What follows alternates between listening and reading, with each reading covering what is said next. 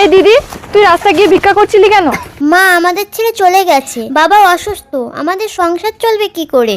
কদিন বাদেই তোর বিয়ে, আমার কলেজের খরচা। বাবা, আমার বিয়েটা আর হবে না।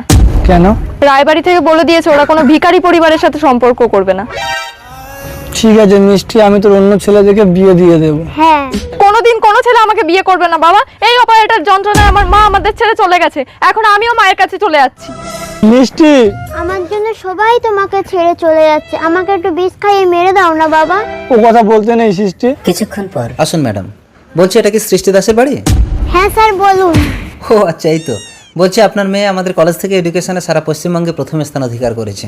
একটা প্রতিবন্ধী মেয়ের এই বিরাট সাফল্যের জন্য সরকারের পক্ষ থেকে ওকে ভারতরত্ন পুরস্কার দেওয়া হবে, আর আমাদের কলেজের পক্ষ থেকে ওকে চাকরি দিয়ে অধ্যাপিকা করা হবে। স্যার, তার আগে বন্ধুরা, আপনারা যদি ইন্ডিয়ান হয়ে থাকেন তাহলে লাইক করুন, এবং বাংলাদেশি হয়ে থাকলে সাবস্ক্রাইব করুন। তার পাশাপাশি যদি মুসলিম হয়ে থাকেন তাহলে লাইক এন্ড সাবস্ক্রাইব করুন, এবং কমেন্ট বক্সে বলে যান আপনি মুসলিম না হিন্দু। আমার মেয়ের জীবনটা অনেক ঠিক কষ্ট। আছে ঠিক আছে, আপনি ওকে আমার বাড়ি নিয়ে আসুন। চলুন ম্যাডাম। তুই কলেজে চাকরি পেয়ে গেছিস মা, আমাদের আর কোনো কষ্ট নেই। বাবা, আমি বিয়ে করেছি।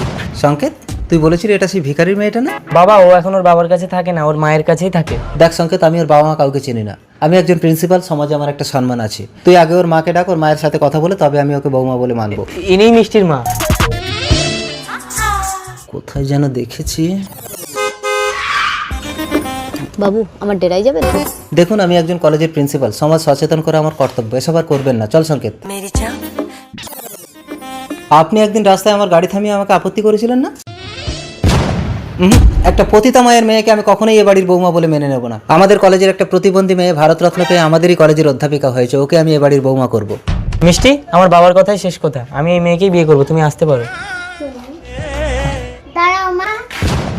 স্যার, আমার মায়ের জন্য আমার বোনকে কেন দোষী করছেন?